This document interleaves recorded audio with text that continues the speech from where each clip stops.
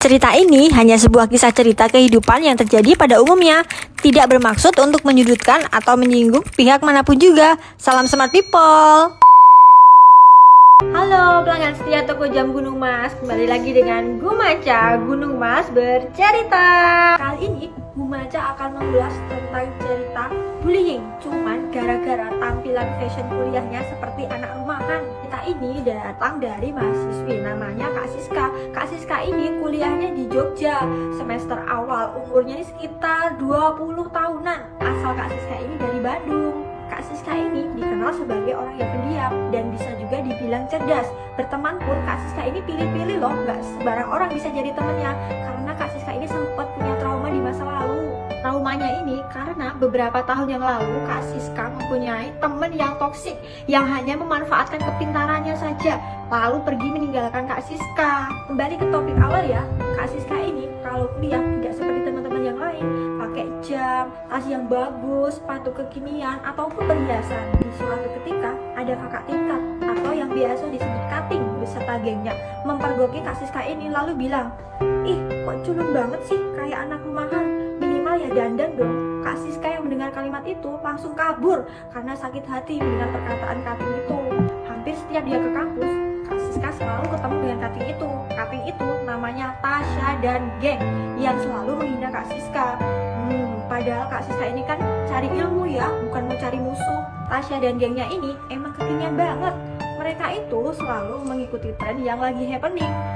Apa mungkin mereka itu mau jadi primadona di kampusnya ya? Nah, yang paling parah ketika Kak Siska ketemu Tasya.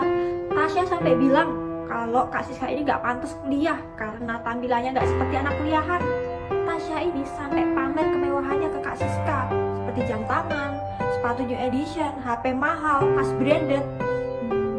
Nah, akhirnya Kak Siska ini tersinggung karena dia tidak mempunyai barang-barang seperti Kak Tasya.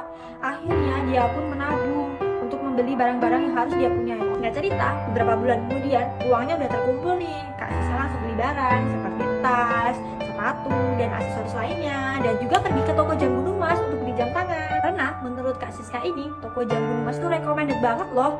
Selain harganya murah, pilihan brandnya tuh banyak banget, dan juga staff-staffnya membantu mencarikan jam tangan yang sesuai dengan kebutuhan Kak Siska. Beberapa hari kemudian, Kak Siska ini langsung merubah penampilannya. Dari penampilannya yang sederhana menjadi seperti anak kuliah pada umumnya, pakai jam tangan, aksesoris, dan sepatu yang modis. Setelah itu, Kak Siska ketemu nih sama Tasya.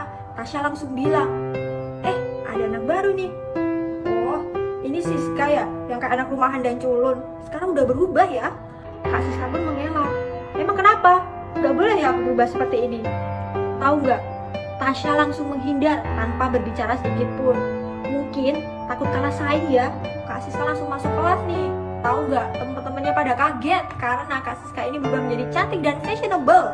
Beberapa bulan kemudian, Tasya ini lulus wisuda dan langsung kembali ke daerah asalnya. Dan Kak Siska pun bisa kuliah dengan tanpa rasa takut karena dihina dan bisa fokus untuk mengejar cita-citanya. Nah, kesimpulannya, bulian itu terkadang menjadi motivasi diri kita sendiri untuk menjadi lebih baik. Tapi tetap ya teman-teman, pembulian itu tidak baik. Nah, itu dia cerita pengalaman Kak Siska selama kuliah di Jogja. Gumaca pamit dulu ya, sampai ketemu minggu depan dengan kisah cerita yang lainnya. Sampai jumpa.